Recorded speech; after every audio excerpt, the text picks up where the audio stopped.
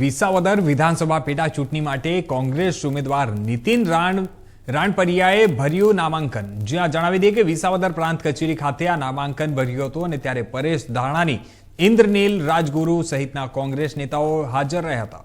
અને ત્યારે જૂનાગઢના વિસાવદર વિધાનસભા પેટા ચૂંટણી કોંગ્રેસ ઉમેદવાર નીતિન રાણપરિયાની નામાંકન બાદ પ્રતિક્રિયા અપાઈ છે અને આ ચૂંટણી સંવિધાનના રક્ષણ માટેની છે અને ત્યારે ભાજપ અને આપ પાસે સ્થાનિક ઉમેદવાર નથી અને મારા પર કોંગ્રેસ મૂકેલા ભરોસાને લોકો સાર્થક કરી બતાવશે।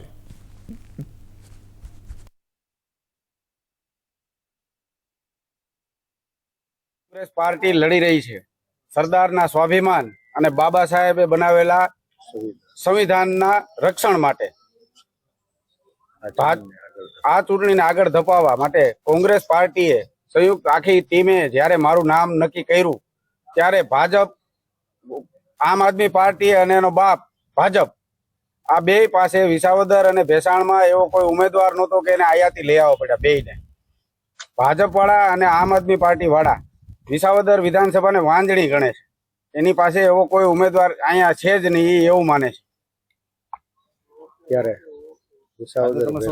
ત્યારે વિસાવદર ભેસાણની જનતા આ બધું જાણે છે। વિસાવદર ભેસાણની જનતા આયાતી ઉમેદવારને ક્યારેય સ્વીકારતી નથી અને હું એક નાના પરિવારમાંથી આજે કોંગ્રેસ પાર્ટીએ મારી પસંદગી કરી છે, મારા ઉપર ભરોસો મૂક્યો છે, તો એ ભરોસાને વિસાવદર વિધાનસભાની જનતા